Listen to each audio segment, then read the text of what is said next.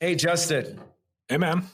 So as we're recording this, we're now in the middle of the apocalypse. But I don't want to talk about that right now, because if you're listening to this in the future, you'll be like, oh, yeah, I remember when that happened. That was crazy.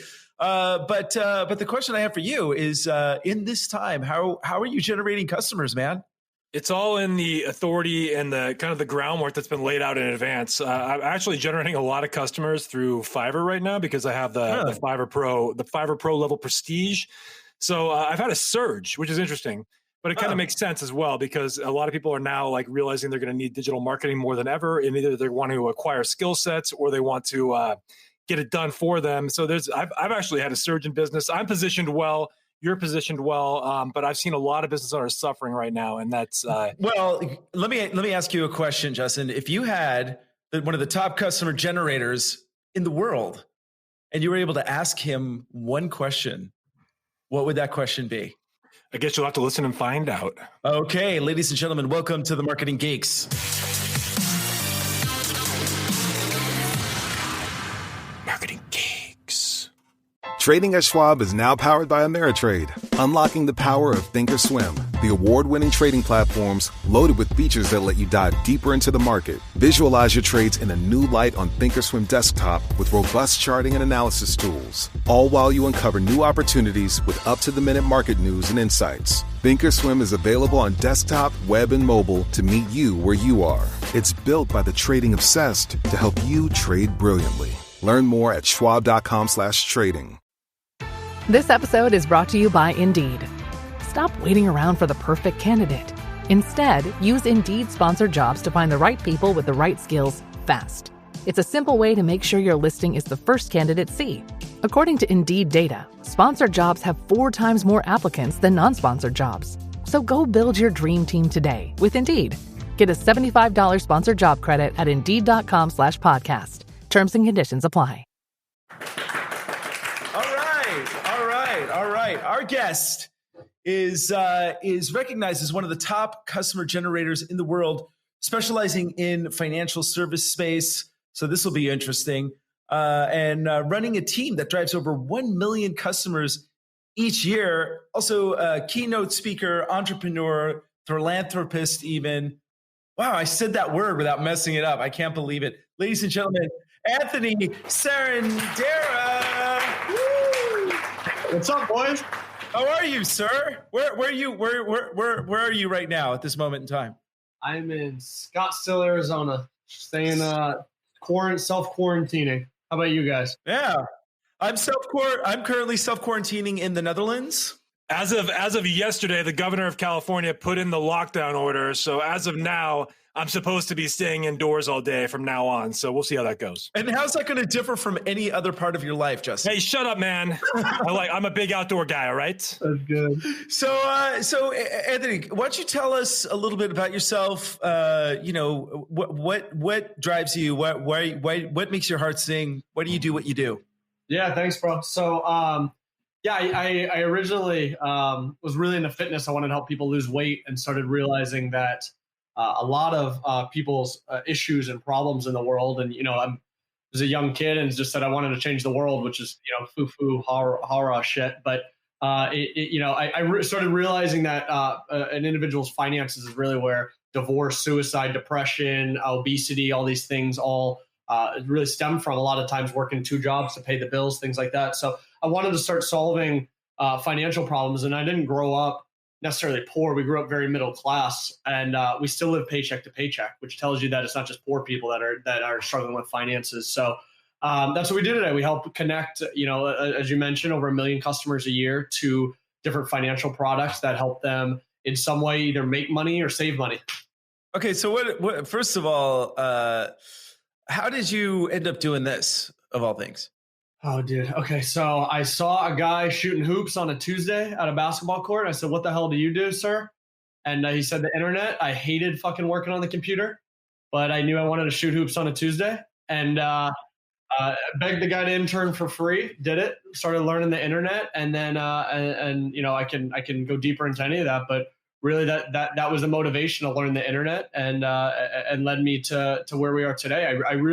I became obsessed with this idea that I didn't have to I wasn't limited geographically or by my time to make an impact. So like, as we're talking right now, my work is happening. I'm getting in front of people, I'm connecting them, things like that. And that became so fucking addicting that even the vehicle of a laptop and sitting down on a computer, kind of stagnant going like this, which was my worst nightmare at the time, I can do now for 12 hours a day and love every second of it.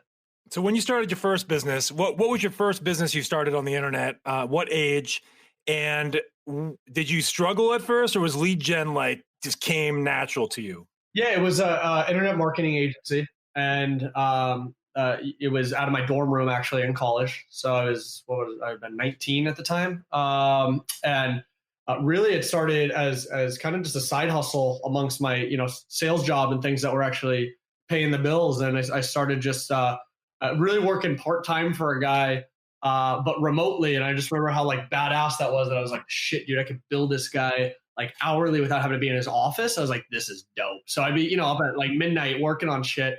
And I just started I just focused on being really good at, it was really a Google AdWords account. And I just performed so well that honestly, it sounds silly, but just naturally started getting referrals. So he referred me to one guy, to his friend, to his friend, and then eventually to actual like, a sales consultant that had 10 clients, boom. And now all of a sudden I had double business overnight. Again, happened with the development agency, boom, double business overnight, grew that business. And my brother runs it today fully. So I'm uninvolved with the agency. And then, I guess that's the start. We can get how, next steps. But when you hit the area of growth where you had enough revenue to hire people, what stage was that for you? And what was, tell me about the hiring process. Was that a challenge for you, or is this another thing that kind of, was this something that came naturally to you too? Because I'm always curious about when you hit like the threshold where you're going to start scaling from solopreneur to agency, or did you start as an agency? I don't know that to begin with too. I mean, like with actual like employees.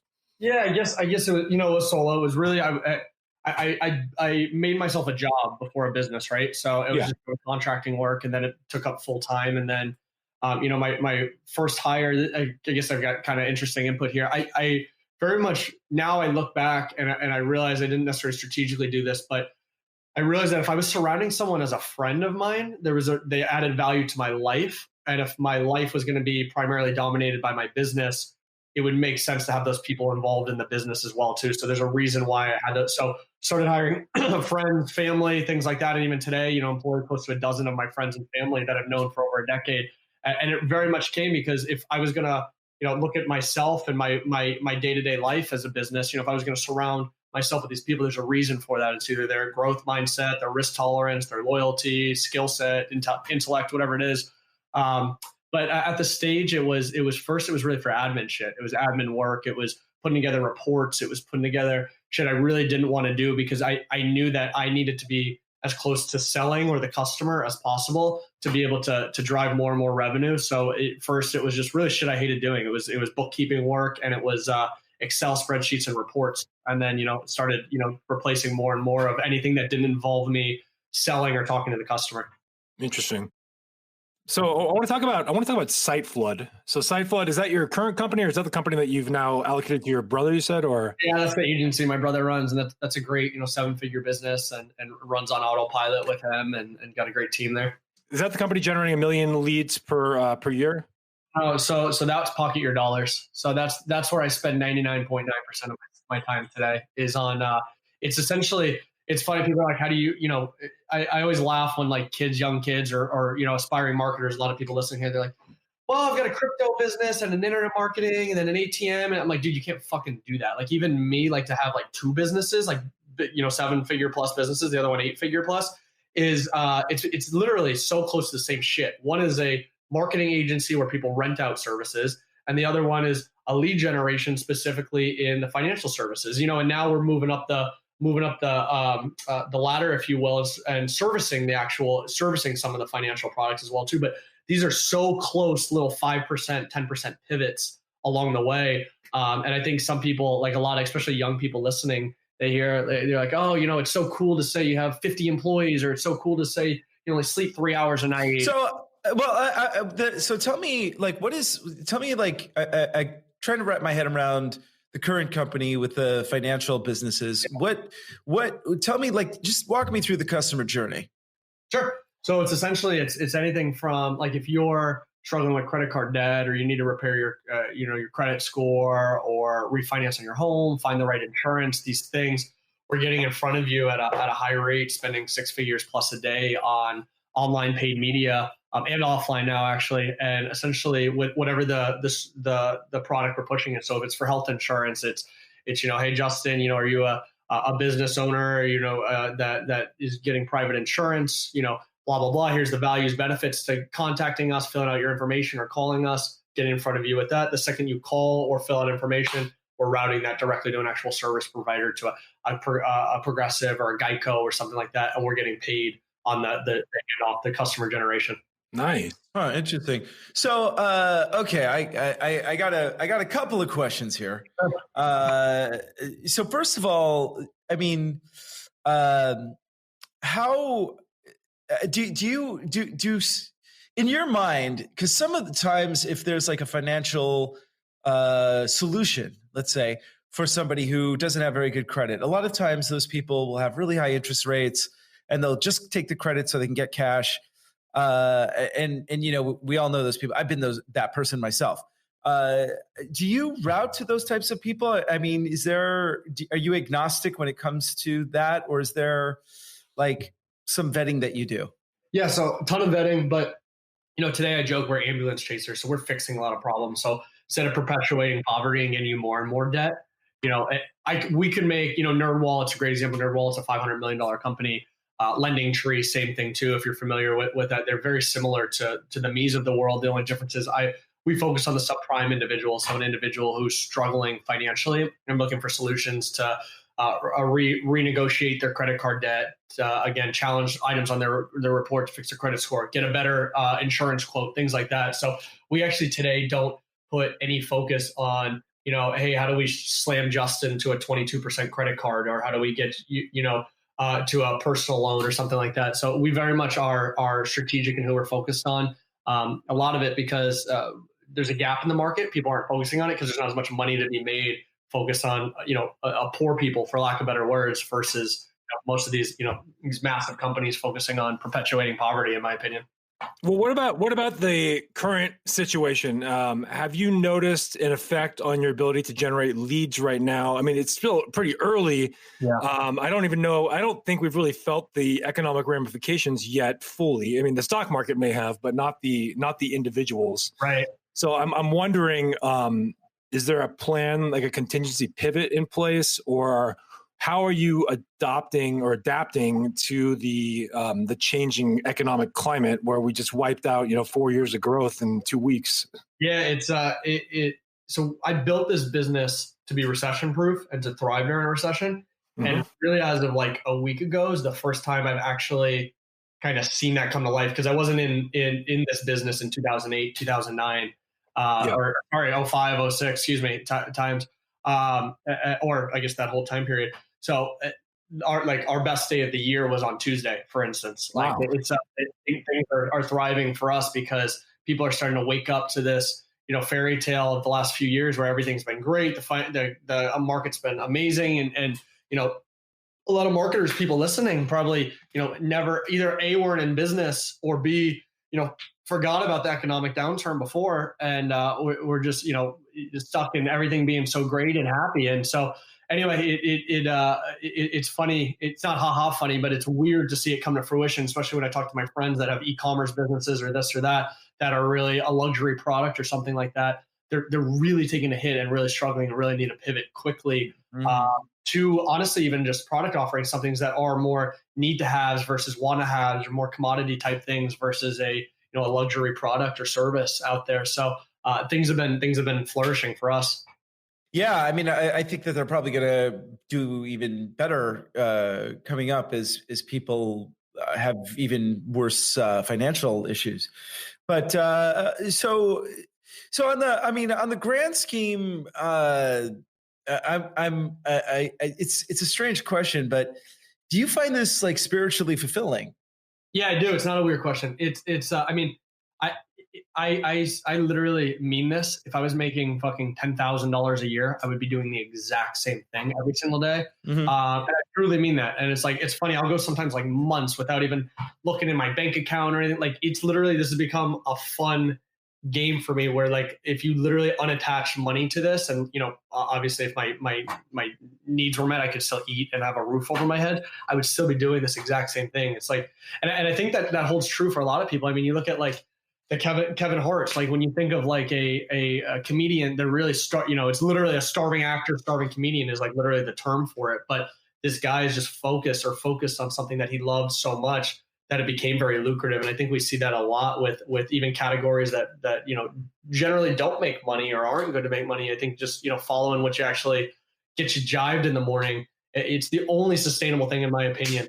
I mean, I 100% agree. I mean, I started in corporate America and was 100% miserable. And I had, when I finally pivoted and, you know, started my own business, you know, it started slow, but it was fulfilling. Like you said, like it's night and day. I could work 18-hour days and feel happier doing this than work, you know, 8 hours in a cubicle. It was just complete misery.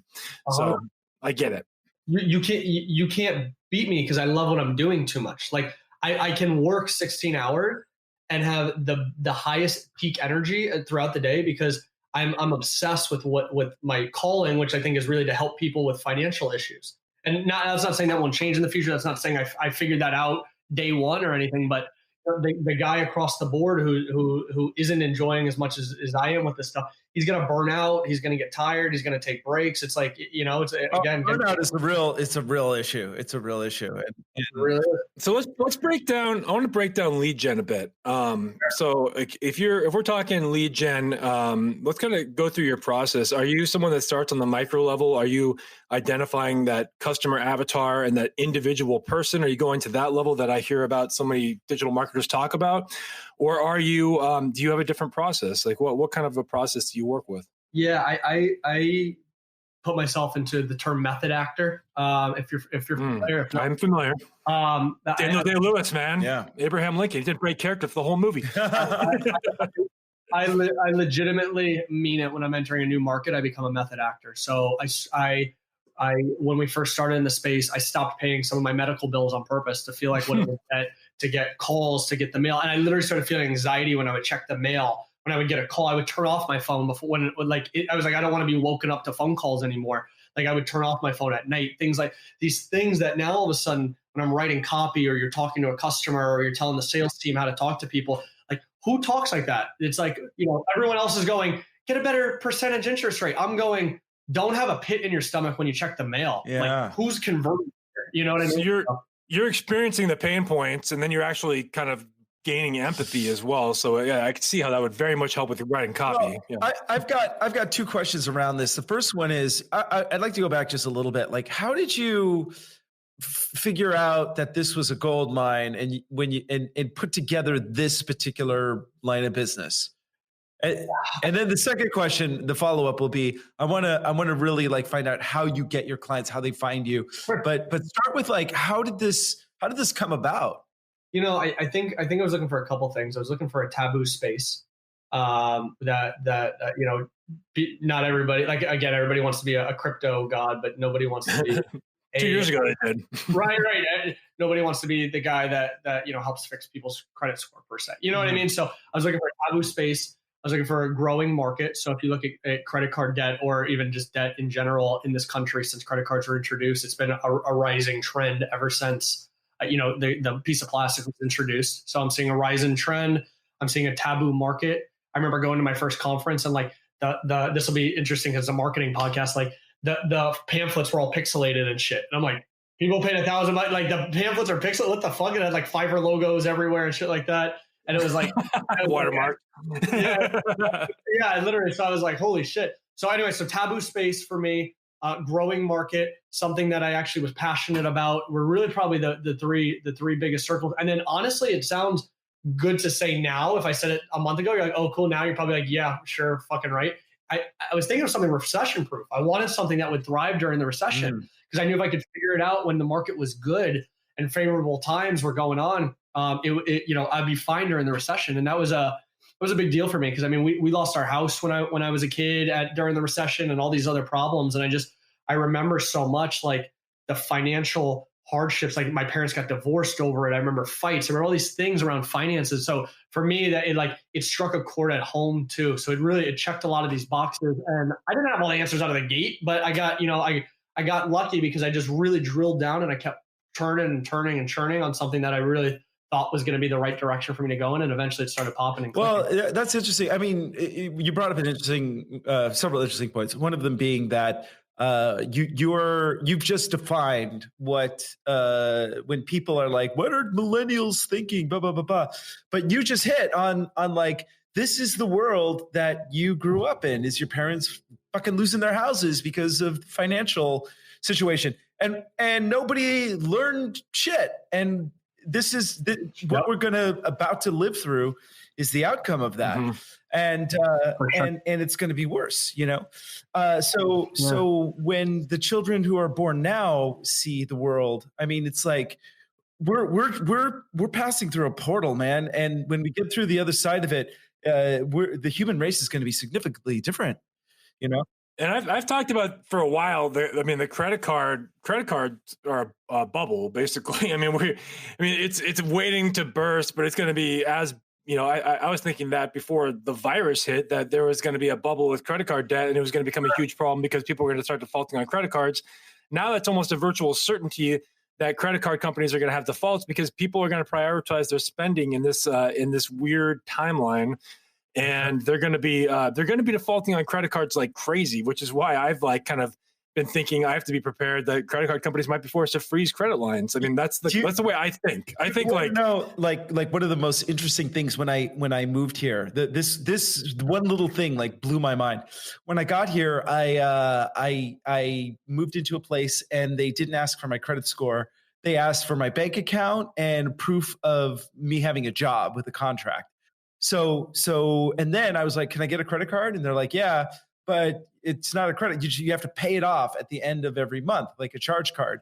And I'm like, does anyone have credit here? It's like, what, are you kidding me? Maybe for your house or your car, but that's it. And you don't buy those things unless you can afford them. And everybody's so practical here. I fucking love it. You mean your whole life isn't dictated by a FICO score? No, they don't even. You mean your whole life's not dictated by ego? It's who's got the bigger car, the bigger house, the more clothes, jewelry. No, in fact, if you have a big car, you're pretty obnoxious. Yeah. And so anyway, it's just interesting. So that whole world is gonna shift. So what I want to find out now is how did you start this? Did you just put up a website and take calls yourself? Like, what was the growth process on this particular thing once you figured out kind of like the code? Yeah, I think there's an awesome lesson here. Like I literally got the fastest MVP I possibly could, which was a Facebook lead ad. So I didn't have a website. Had a Facebook lead ad. What year was this, by the way? I'm just kind of curious in terms of 4 or 5 years ago. Okay, so about the prime when when Facebook ads were peaking, I would say. Yeah. About 4, yeah, exactly. 4 years ago sounds about right. Lead ad that would then set up I think I plucked on Twilio or something that would call and text them and then route them to we found a partner that would pay us on an actual lead. So they said, every time you make the phone ring, we'll give you $20 or whatever it was. And boom, it was that. And we did $1 million without even having a website. Wow. Without a website. I love that. A website, which on it for an internet marketing company. So I think it's an interesting lesson on, I think a lot of marketers or business owners, the feel or the term of MVP, I don't think is real enough. Like you have this idea and you go to your mom, you're like, Mom, you like it? She's like, yeah, honey, I love it. And then you're like, okay, I got to make it perfect and special. Then it's 2 years later, $100,000 later, and it's obsolete by that time versus getting something out there, getting some. Yeah, that's a big thing. And I always tell people that, I've had clients, you've had those clients too, I'm sure, where it's like, get everything. No, I'm not going to put anything out there until it's absolutely perfect because it's got my name on it. Right. Well, you know what? Then the first thing you put out is going to suck no matter what it is. Right. And I have a friend of mine who has been working on a movie for 3 years and spent 10 years. Yeah. And has spent close to $2 million on it. James Cameron? And won't release it. James Cameron. Okay. So you basically were able to launch this thing almost with proof of concept, it sounds like. And this is one of the things that I love about this time is that if you have an idea, it doesn't take much to just get it going. Like if you want to do a digital curriculum, have a podcast, be a creator of some sort, the tools are so accessible and so available to people that really, people can easily create content. Yeah. Of course, most people have shitty visions, but I think what is it? Action trumps vision, they say, right? Or action, I forget the term. Can we rephrase that, please? So now where are you so you've got these kind of successful businesses rolling, you've got money coming in. So what's kind of next for you now that you have kind of equalized your financial situation? Yeah, great question. It's how do I do so on a micro level? It's how do I like these podcasts? Like I'm not pitching anybody. I don't think your audience is a subprime individual in credit card debt. So it's how can I now amplify my time? Like I remember listening to podcasts to learn a lot of this shit. So how can I give back to be able to do that? So I started a program at Arizona State University. It's one of the biggest universities here in the States, where it essentially connects entrepreneurs with kids in school. And there's a $2 million fund a year that just injects capital into these students' ideas. And again, they're matched with someone with actual experience that have been there and done that, can help guide them through from idea to validation to mass market type of stuff. So, for me personally, those kind of, I've definitely allocated more and more of my time towards that versus growing the business. So I'd say about 10% of my time goes towards projects like that, or even like trying to do a podcast a week, 1 or 2 podcasts a week, which is something that, otherwise I'd be, head deep in work. So that's what I'm focused on personally a lot right now. And then for the business, it's really, how do we get in front of, like I said, I joked we're ambulance chasers, but how do we start getting in front of on the education? So how do I get in front of that 21-year-old kid who's at Coachella and gets a free vodka soda for opening up an American Express credit card, and educating them on exactly like what the hell they're doing, or the 2 button clicks where they're $50,000 in student loan debt. I'm not saying this stuff's bad, not to take it out. I'm not saying go away from it, but to be more educated. Because I remember for me, I'm clicking buttons, all of a sudden I'm $30,000 in student loan debt. I'm signing up for credit cards. I was at Nordstrom's. I thought it was a VIP card. It's a credit card. I thought it was like a card at Fry's or like the grocery store. So that education piece is really what's next for us is today. And we focus so much on fixing problems, but next will be how do we get in front of these problems so that we never, ideally don't ever have to fix them. So I want to go back to when you did the Facebook lead ads and you were bringing in your first customers and you were building $1 million business without a website. So was your process that you had the lead ad and then they go straight to a phone conversation? Did you have a sales team, or how did you say you were handling the sales conversation? And were those how many touch points are we talking here? Are we talking just like one touch point for a lead, and then a sales call, and then a closed deal, and also like kind of a rough price point on how people are entering and those kind of ideas? Sure, 100%. So yeah, it was literally this sounds overly simplistic, especially compared to some of the shit we run today. Mm-hmm. It was really a front end educational video. It was a nice whiteboard, literally a Fiverr video. We're just talking about it, Justin. Here we go, a Fiverr video. There's a Fiverr whiteboard video. That lead ad, you clicked it, your info populated. Second you hit it, you got a text, you got a call. If you didn't get it, you got a text. You got another call, you got a text. The second you picked up, you press 1 to speak to a sales rep. You were talking to a partner of ours, so not a sales floor that I was running. So the robocalls work. The robocalls worked. I mean, I know what you're talking about. It's a robocall that says press 1 to connect to an operator, but those actually do work. Okay. Yeah. Well, I did 4 years ago. Your iPhone flags a little bit more of that too. And robocalls are cold calls. This was, hey, we got your inquiry to blah blah blah. To speak with someone. So a little bit different than a mass cold call. Automated follow-up, I'd say. The phone conversation. So what are those phone conversations like? Who's taking the actual calls? And then again, what's the initial price point? And then what back-end revenue sources are there? Sure. So my customer's taking that. So for like in insurance, again, it would be like a Progressive picking up the phone. And they're paying us the second the phone rings. So it could be, again, anywhere from $20 to really call it $50, $60 at a peak. for a call, depending on the state they're in, the criteria, all this other good stuff. And then really, it's actually the phone. They're going, hello. They're saying, hi, hi, sir.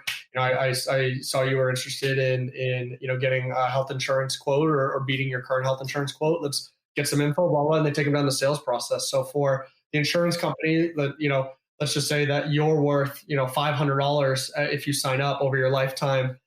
As long as my $20 per call back into that $500 acquisition cost for them, they'll do that all day long. They don't give a shit who I am, how nice I am, cool I am. If I stroke their ego like an internet marketing agency would have to be, it's pure numbers. It's a productized service is essentially what it became.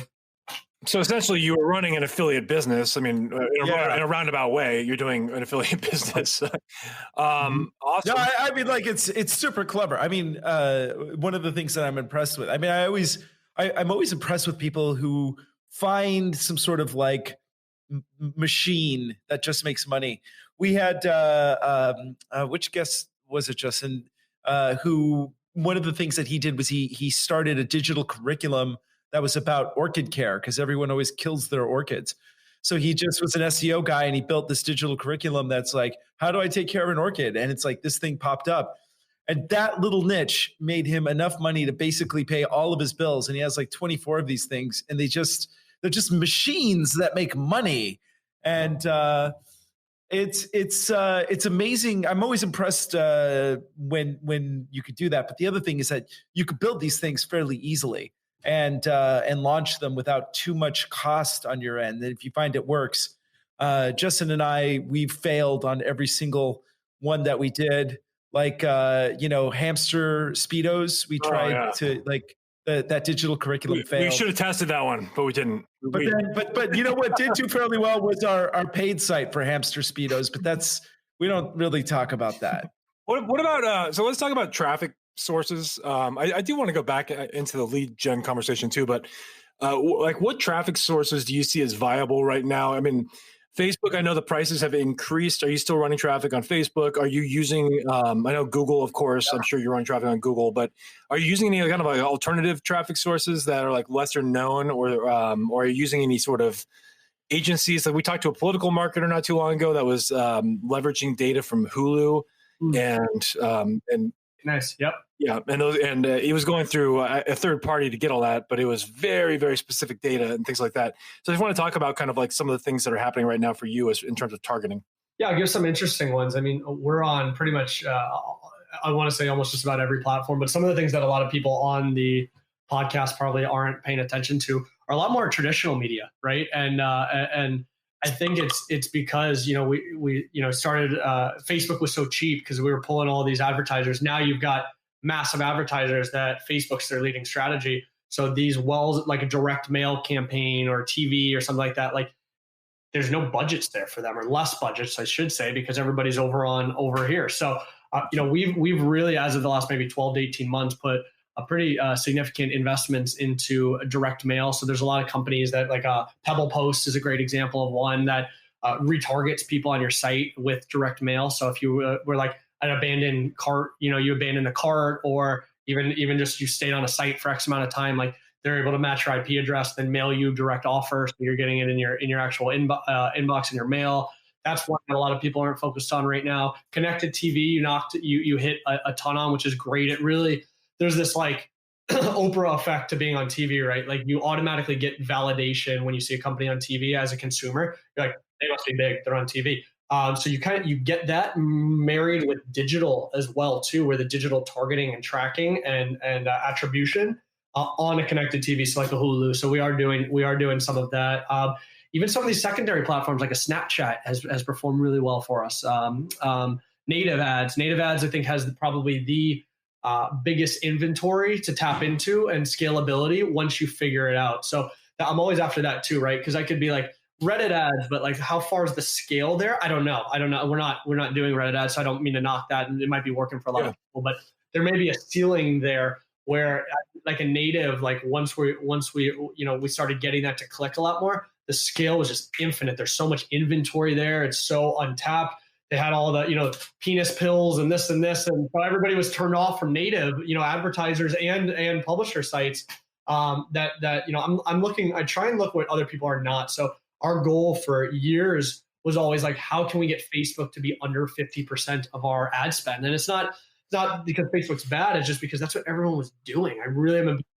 Facebook is bad. Come on. To this man does not like Facebook right here. Don't get me started. But I really am a big believer in doing what other people are not or ignoring. So no, that's great. That's great. Which is why I bought a bunch of cruise stock yesterday. I just want to say that. It's true. I just booked my Disney cruise, Maybe I'll get Lyme disease so I can sit on the cruise and have Lyme and Corona. Corona with Lyme. So, okay. So is Facebook, like, it's still obviously effective for you? Yeah. Yes, it is. And do you notice a shift in that, or is it just like as good as it ever was for you? Definitely a shift over the years. Definitely a shift. Definitely more expensive. Definitely especially in our categories, sensitivity around targeting has made it more and more challenging. Oh yeah. As again, more advertisers entering, so CPMs go up. I will say, as of this week, we're seeing a decrease in CPM. So it's kind of it feels a little bit more like it's starting to balance out. But yeah, especially with political advertising, tax season, things like this that we're all of a sudden TurboTax. Our rep said injected like $500,000 in one day, like in ad spend. So that spikes the shit out of anybody in a financial audience set. You know what I mean? So. It definitely has, and which is again why we've so relentlessly tried to get away from Facebook. I can say now, Facebook makes up between 50 and 60% of our spend, which is a lot better than 100. And a lot of people, even listening, probably their whole allocation. There's 8-figure businesses built just off of Facebook. Phenomenal. I'm not saying go away, but at the same time, I think it is important to be obsessed with getting away from Facebook. Do you see that? You think you'll be increasing your ad spend? Because there's a lot of companies going to be forced to decrease their ad spend right now because they're actually suffering real revenue consequences. Yeah. And then there's some companies that will pull back because they're scared. Yeah. But then there's going to be a few people that double down and go all in on spending more than ever because they see opportunity. Because people are on their computers more, man. If you're moving away from your digital advertising, you're nuts. Yeah. Well, what's your take on that? Right. No, we will be, I don't even want to say doubling down, quadrupling down over these. One, because again, we're built for this stuff to happen. This is where we thrive. But even if I wasn't, if I had, a backpack company, I would find some way to double down on that. And it may now not be, have the coolest backpack on the block. It may literally be, hey, are you quarantined and afraid that you're going to have to go make a run for the border? Get the backpacks. I'm being dramatic and silly. That's all. Yeah. You know what I mean? That kind of shit. We're leaning into what's happening right now. How could you, anyone listening with your business, how can you lean in and double your ad spend? And I would just, instead of accepting conversion rates are down, nobody's buying e-commerce stuff, nobody's going to brick and mortar. How can you lean into that and double down on what you're doing today? I think that's a very healthy conversation to have with yourself right now, because even if tomorrow they go, it's cured, everything's good, it's what happened is still real, and it's still it's waking up a lot of people to, even if we're not hitting a recession today, in a month, 6 months, a year, maybe we are, but even if we don't, it's happening, it's going to come, it's natural to happen again. And I think this is starting to wake people up to that versus this, the backpack company that's doing $100 million because they've got, Cardi B promoting it. You got to do more. Yep. Yeah, actually, I've been really doing a lot of deep meditation on this entire experience. I like you. And I find what's that? I like you. Meditating. You're born. Well, I love it. Here's the interesting thing. Okay, let's take a quantum step back and just remove ourselves from the uncertainty and the fear and the strangeness of the situation. From a more cosmic perspective, what we have is this disease that is making people stay home and be with their families and evaluate their relationships. And the fact that it doesn't really, no kids have really gotten, there's not a huge amount of children, some kids have gotten it. I think 1 or 2 have died, but unfortunately, but kids aren't really getting it. Sure. And if they did, this would be dark. This would be really dark. But the fact that we are now forced to like evaluate our work environments, our health systems, our financial systems, our family dynamics, I feel like, and it's not just like, this isn't just one sector or country. This is all of us as a species. And here's the other thing, and no one's really talking about this. The main reason this is happening is because people went deep into habitats that no one has ever been before, chopped down trees, grabbed those animals and brought them back. And this is an environmental issue on top, like most importantly, this is what the environment is doing to us because we're abusing it. So all of these things are happening simultaneously. And what I want to know is the human race going to learn from this and really kind of go, wait a minute, we've got to, the other thing I find fascinating, and I'm going to end my rant there, is that a lot of these authoritarian governments that have lived their entire political careers on gaslighting public, they are the ones who have denied this even exists because it's something they cannot control, right? And so they can't control the narrative, and all they could do is just lie and say it's not really happening when it obviously is. So what with that? Where is this going? What do you think the next 10 years are going to look like? Dude, super interesting everything you just said, and I couldn't be more on the same page. I think it's a massive wake up call, and I believe in society, I believe in people, although it's very easy to get down on them and not. I do think we're going to respond well, because I do think, even myself, I've caught myself like, okay, I'm going to start eating a lot more vegetarian because meat. You start, to your point, the environmental effects that eating meat does, and blah blah blah, and all these other things, greenhouse gases. So it's woken me up. It's made me a lot more hygienic. Like my brother stopped biting his nails. Like these little things that make this thing into a massive blessing. I think we as humans, we adapt to survive.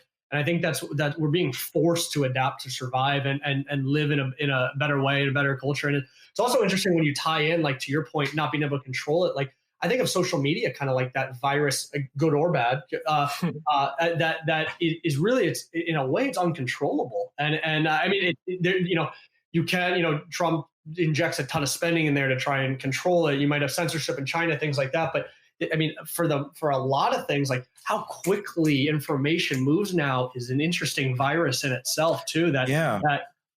Again, for better or worse, I don't know. Something news comes out 10 minutes later, you know it like that, and you're taking it to be true. So are we going to start accepting everything we read as true? Is a lot of fake news, clickbaity stuff going to be questioned a lot more by like? There's all these things that over the next 5-10 years are maybe a massive shift for marketers. If we're going to tie this back to marketers, we may need to do more than just a one-off landing page that it looks clickbaity and reads like a news post. It may need to have legitimacy around it a lot more. We may need to see more marketing touches to gain trust. What I mean? Absolutely. Wait, I want to ask you about that, because you brought up kind of this idea of incorporating what's happening into the marketing. Yep. What is your take on, like, in copywriting? Because I do a lot of copywriting for clients. I have clients that are in the seminar business, coaching business, digital products business, like those kind of clients.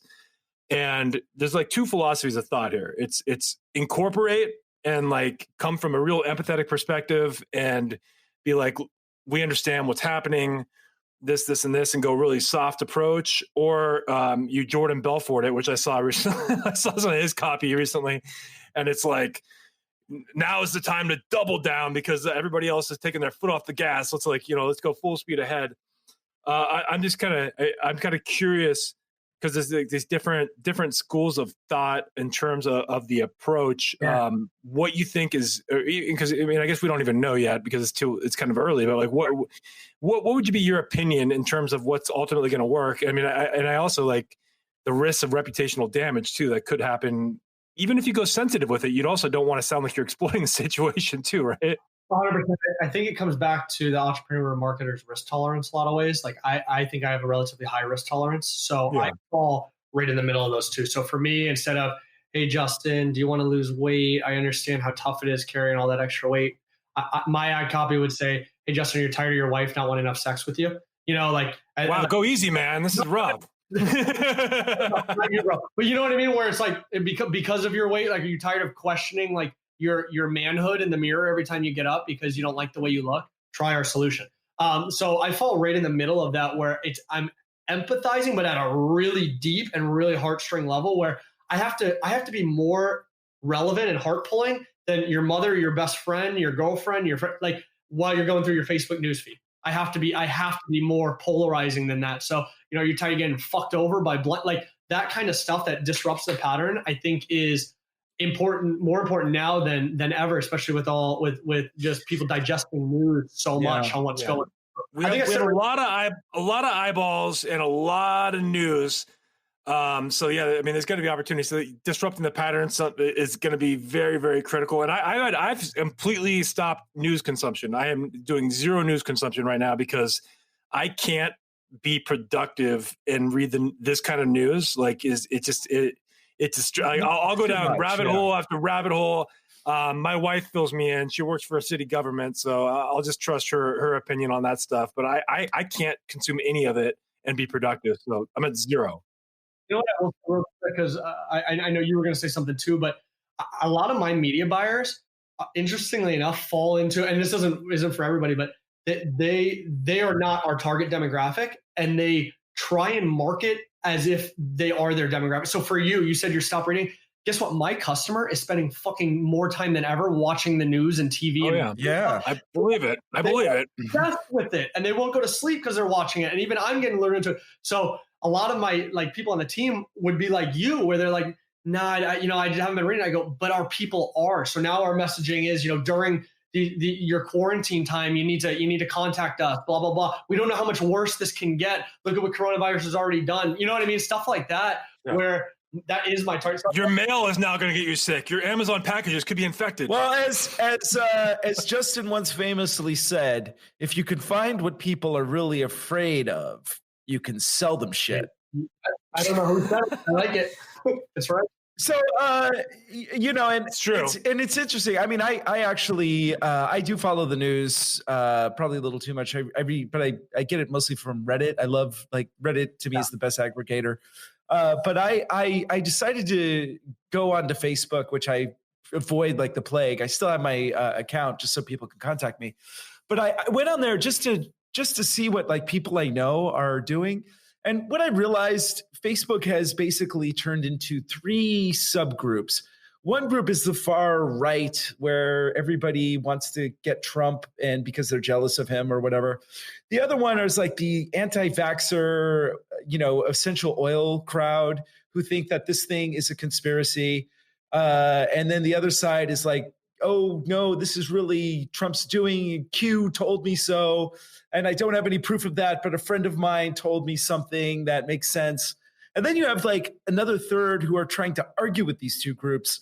And at the end of it, I wanted to take my brain out of my head and just like sanitize it and like rub oil all over, essential oil all over my brain. Don't gouge the prices. Amazon, they're investigating those Amazon sellers right now. You can't gouge prices on hand sanitizer anymore. I guess my brain will have to do. But anyway, I mean, it's really such a weird, toxic environment. So where else are you looking for clients that isn't Facebook right now? Where do you see its potential? Twitter's worse, man. Twitter's worse. Well, especially because people are home. We are spending more on TV than ever. I think people are watching more TV right now.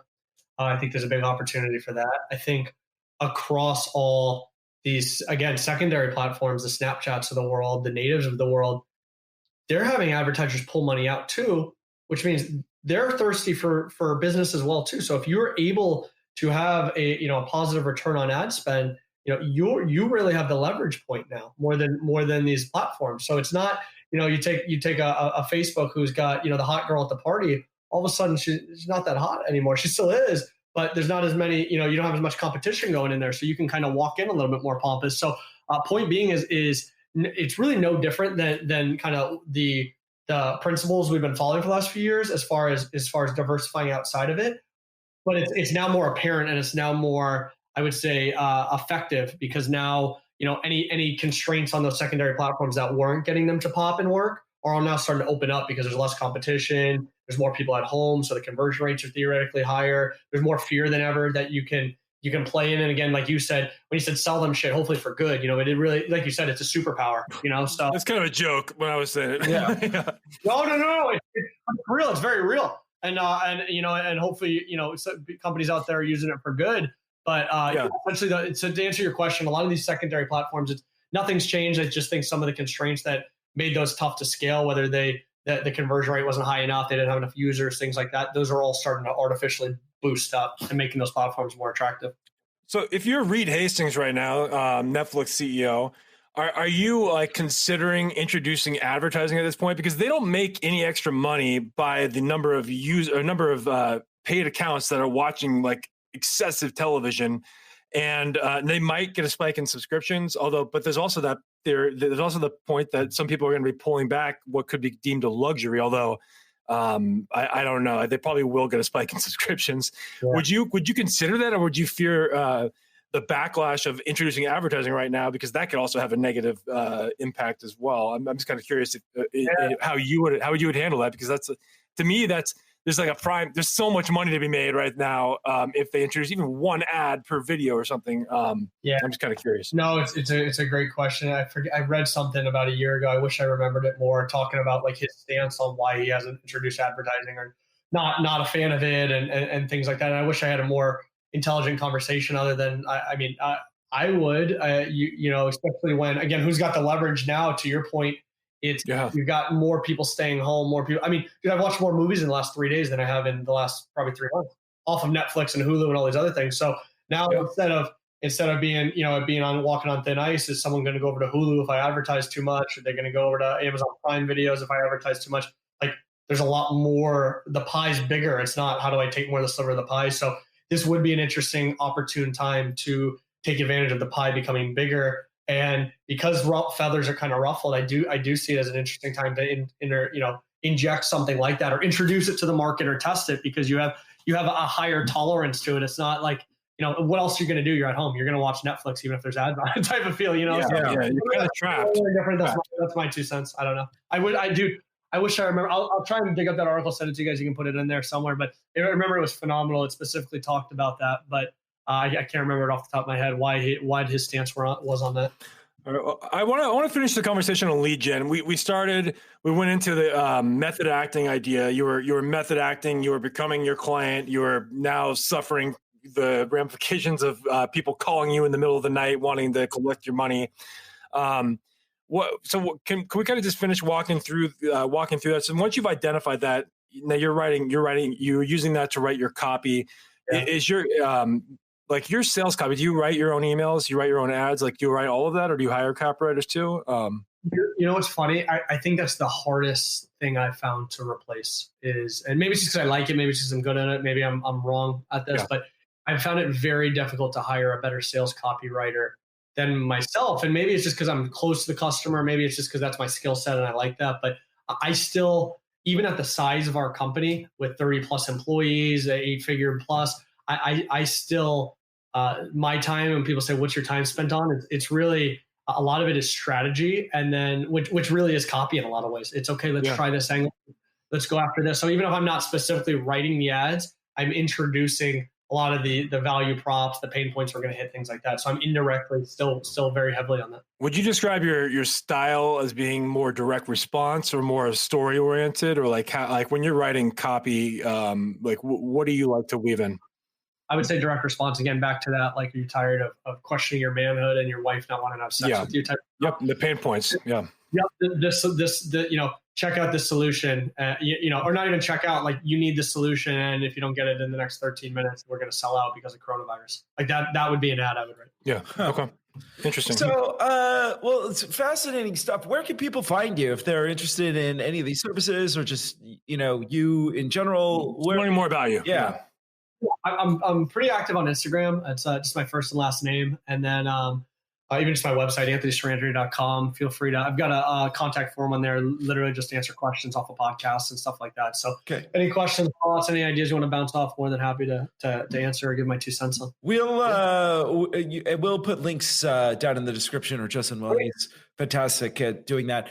And then finally, before we wrap up, tell us what are you most geeky about at this particular moment? It's a weird time, but what are you geeky about? Dude, the thing I'm most geeky about right now is, let me think about this one. I want to give a good answer on this. I don't just want to give just a top of the iceberg answer here. It is getting. You want it directly to marketing or just in general? No, it doesn't matter. Totally in general. Doesn't matter. It could be anything, hobby, movie. But if you have a marketing one, we'll hear both. But I want to hear at least both. But if it's marketing, we also want a personal one too. One thing that we've been really cranking on is similar to native. We were saying how the scalability there's Google Display. GDN is something that I think has an absorbent amount of opportunity that we have yet to be able to tap into. So I'm obsessed with trying to figure that out with the team. So that's the marketing one. And personally, dude, what am I doing? I guess it's not really geeky, but I've been doing a ton of at-home workouts, which is weird. I'm used to going to the gym every day for the last decade. That's not necessarily a geeky one, but you know what? How about more journaling and meditating? You said it, and cool. I've really that. And then I guess if you want to put eating vegetarian, I'm now a month in being full vegetarian, not eating any meat. That's I guess that's nice. kind of a geeky thing. I need to get back into meditation. That's something that I've taken on at times during my life, but right now I'm very far from it. So I need to bring that back, because that really it has a big impact. Like it's actually made me more productive, which is kind of almost counterintuitive, because you lose an hour of your day meditating, but because of it, you have a different level of focus, different level of results. Step back, step forward, bro. Headspace is great, man. It costs like $40 a year. And you take 20-minute guided meditation. It's an hour, bro. You know better than me. 10 minutes, probably. Yeah.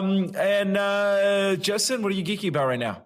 Well, I'm pissed that they canceled all, like, Black Widow got delayed, so now the whole Marvel Cinematic Universe is in shambles. But I just watched. I finished McMillions, which is I watched the first 2. Oh, it's so good. I love it. I love that one. I just finished it. It's like a 6-episode miniseries on HBO. And I grew up playing that Monopoly game in the 90s. So it's like I think it's so interesting. I never even heard about this. And it basically, the timing, it happened like right around 9/11. So like the whole story got buried because of that. So I think had 9/11 not happened, this would have been a huge thing that we all would have known about. And instead of a documentary series, we'd be watching the movie. Yeah. I got to see that. I have two things. I saw the Shia LaBeouf movie, the indie film Peanut Butter Falcon, the other night, and it was great. It was sounds really good. It's really, really good. Shia LaBeouf is one of those guys that I want to have him on the show. I would love to meet that guy. And he's a method actor. I remember he got like super drunk for that when he was playing a bootlegger, and he pissed off everybody on the set, whatever movie that was. Well, the thing that I find so brilliant about him is that he was at the height of like movie stardom. He was in the Transformer movies. He was in the Indiana Jones, and he hated it. He hated doing those movies. And so he purposefully derailed his career, but not enough to not get parts, but just enough so they wouldn't put him in those types of movies anymore. Yeah. And he did this whole performance art piece where he put a sack over his head that said, "I am not famous anymore." And he just sat there for like 5 days and let people come in and do whatever they wanted to him. What about he will not divide us? You remember that whole thing? Oh yeah. Anyway, I am fascinated by the guy. The Shia LaBeouf video, Shia LaBeouf, he's coming in your window. I don't know. Right. Oh my God. Anyway, Peanut Butter Falcon, great movie. And then highly, highly recommend it if you're stuck in quarantine. The other thing that I've discovered is a app on Apple called Kitchen Stories. And it's like a cookbook social network. And I've started cooking stuff from there, and my cooking has gone next level. So I've made like 7 dishes so far from it, and every one of them has been spectacular, and it's gotten me out of my flavor zone. Kitchen book? Kitchen Stories. kitchen stories. I like that. Bro. Get on your iPad. It's next level. It's next level, especially if you're going vegan. There's a lot of good recipes there. Side note, I don't know if you thought, like I did some research and looking at like the stocks that went up during this whole virus thing. One of them obviously was more obvious. Zoom is one of the ones that actually has gone up the entire time this virus is happening. Another one that went up this week that we're recording this, 577% was Blue Apron, which I found that to be kind of interesting. So Blue Apron stock jumped up like 577%. So you're talking about cooking. That's where they just give you they deliver the materials to you, and you can you can cook. And pretty soon, if you can't get to the store because who knows what happens with these further and further lockdowns, you might need a service like that. Yeah, sure. No doubt. Well, Anthony, thank you so much for being on the show, man. I really appreciate it. This was great.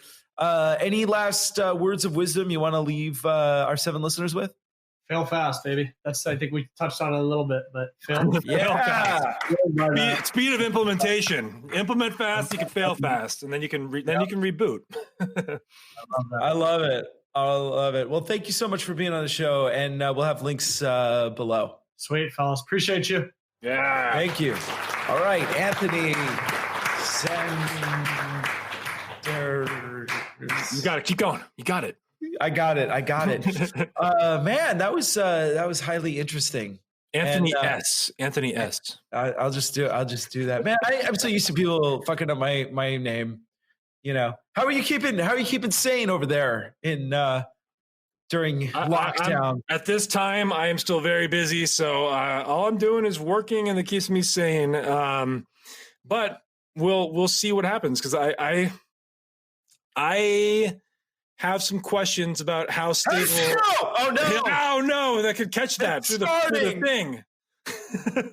I have some questions about how stable we really are, but maybe by the time we air this, maybe things will have improved. Maybe they have gone worse. Who knows? But I'm trying to be optimistic. I'm not particularly optimistic about economic conditions. Yeah, I'm definitely not either. But I think you and I, luckily, are going to be fine. I feel my heart really goes out to. There's so many people who are not. Right now, so many people that I'm like, whether like the hotel industry, the like cruise industry, I mean the seminar industry, anything live events, like they're getting hammered. I just want to talk to the person right now who's like everything is like slipping away, and just know that with that, just know that this will end, and it's a really good time for us to just evaluate what we're fighting for, and what we stand for and what we're putting the stake in the ground for. And at this moment in time, if you can just take a few moments to really think that, is this the direction I want to be going? And if not, how do I pivot it so it is the direction I want to go? It's a fantastic time for metamorphosis. I do really hope that people that have the opportunity with extra time take the chance to transform their lives and do something that they want and that actually has meaning. Like, this is the opportunity. This is the slap in the face redirection that a lot of people have wanted. They've wanted a way out from corporate hell. And this is your chance. So you get to choose now if you want to make the most out of it or continue with the status quo. And that's completely up to you. But I feel so like it's crazy how like grocery workers, like who are underpaid to begin with, and they're the ones being forced to work through this, and like we're putting them like they have to be around keeping the supply chains open. I mean, the people, the grocery store workers. They are, and they should be compensated for it. Like, the government should step in and give them bonuses or something. I don't know, but they need to be like, there's something wrong with what they're not paid enough for what they're doing. So. Yeah. Well, just help people. Look out for your neighbor, and listen to the Marketing Geeks back episodes, because you can make a lot of money. One of these days, I'm gonna listen to the old episodes. One of these days, we'll listen to our own show, and we'll be super well. We'll take some of the advice our guests have given us. And with that, ladies and gentlemen, we are the Marketing Geeks. Out. Stay classy. Marketing Geeks, come on, bring your friends. We'll learn marketing from distant lands. Andre Sturgeon and Justin Womack, the fun will never end. That's Marketing Geeks. Marketing Geeks.